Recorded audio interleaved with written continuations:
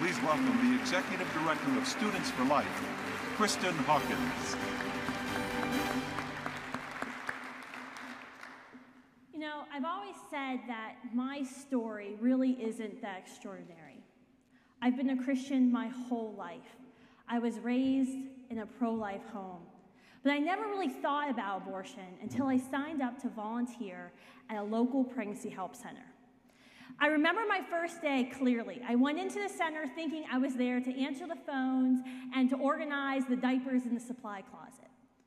I had no idea that I soon would be empowered to sit down and talk with women who were coming to the center believing that abortion was their only option, that I was going to be empowered to save a life. Ladies and gentlemen, I have something to admit to you tonight. I've been wrong. You see, my story, which is probably a lot like yours, is extraordinary. It's extraordinary because you and I were created by a God and chosen to live now in the United States of America in 2012. I forget my age.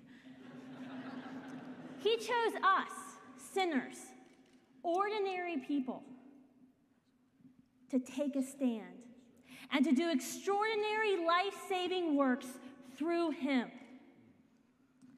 Since 1973, over 54 million children have been killed by legal abortion in our country. Precious children who were created in God's image and who, just like you and I, are intrinsically valuable. Yet they were thrown in the trash because their mothers were deceived. Their mothers were deceived and told, you can't have that child and continue your education. You can't have that baby and continue to feed your other babies. You can't have that baby and stay with your boyfriend, your husband, whoever. And I know, 54 million is an impossible number to get your head around. That's more deaths than all casualties of war our nation has sustained, more deaths than any disease, more deaths than Middle Passage, more deaths than the Holocaust. But think of it a different way. In fact, if you were born after January 22nd, 1973, I want you to raise your hand right now. Congratulations. Those who have raised their hands are survivors of legal abortion in our lifetime. We've survived, but a third of our generation did not. Our brothers, our sisters, our cousins, our best friends, our husbands and wives, they are missing today because of abortion. But brothers and sisters, there is reason for joy. And I hope you can see it, because the tide is turning in our nation. More Americans now than ever understand that abortion kills a human being and is morally wrong. And despite the ruthless attack against life these past 4 years in Washington, D.C., momentum is on our side.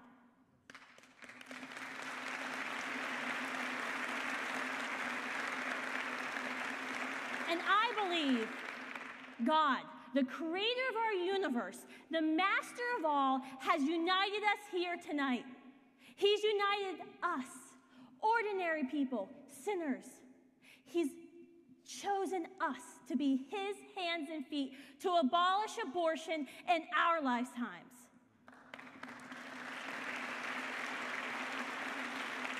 But in order to fulfill this vision of abolishing abortion and living out God's will for us, there's two things we must do. We must pray and act, guided by a courageous love. First, we must pray for those public officials who we elect and are about to elect. We must pray for those who are hurting and work actively against us every day. We must pray for the preborn, their mothers and their fathers, and those women who've already chosen abortion. And finally, we must pray to our God and ask him where we need to engage in this epic battle. And then after we've prayed, living courageous love, we must act. We must register to vote and make sure we know when we need to vote and where we need to vote. And then we need to go to every single person sitting in our pews, in our workplace, who we know as a Christian is pro-life, and make sure they're registered to vote. And they understand they can't waste their vote this November. We have to get out on the streets, and we have to go door to door and talk to our neighbors and friends about abortion. And finally, on November 6th, we've got to get out and vote. And if you can, take the day off work and drive everybody you know who's pro-life to the polls. As Tony mentioned, in 2000, the choice between a pro-life and a radical pro-abortion presidency came down to 500 votes in one state. Your vote matters. It doesn't matter what state you live in, because you're speaking for someone who can't be here today. But friends, don't stop on November 6th. Being pro-life is not something you do every 4 years. It's something you do every single day, no matter how old or how young you may be. It's the way you live your life. In addition to electing public officials, we have to be out there, providing hope and healing and changing the hearts of our neighbors, passing state and national legislation to protect the preborn, their mothers and fathers, from Planned Parenthood and the abortion industry.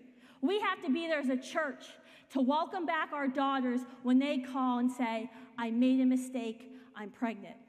We have to be there in the schools, starting Students for Life groups, educating and helping those most targeted by the abortion industry, this generation. And we also have to be out there in our communities, making abortion unwantable by providing support and tangible resources. Ladies and gentlemen, today is the day that God is calling you. He's calling you to act courageously and to love courageously and to rise up out of your pews, rise up off your couches, and rise up out of your dorm rooms. Because today, tomorrow, and the next day, babies are scheduled to die. His babies are scheduled to die. Your babies are scheduled to die. And there are mothers and fathers whose heartbreak is certain. And just like how our God sent his only Son to earth so he may die on a cross so that we may have everlasting life, we must begin to live our lives so that others may live. I challenge each of you today, dedicate your short time here on this earth, your life, to something bigger than yourself. Love courageously and be his hands and feet no matter what it costs you. It's our time to abolish abortion, and you survived and you were chosen. Today, I pledge to defend life always, and I hope you will do the same.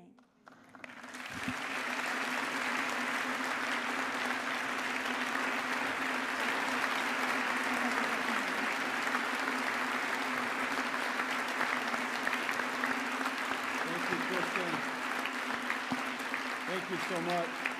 You know, Kristan, one of the things that gives me great hope for America is that I believe America is growing in its understanding of the sanctity of human life, and nowhere is that more evident than with our young people.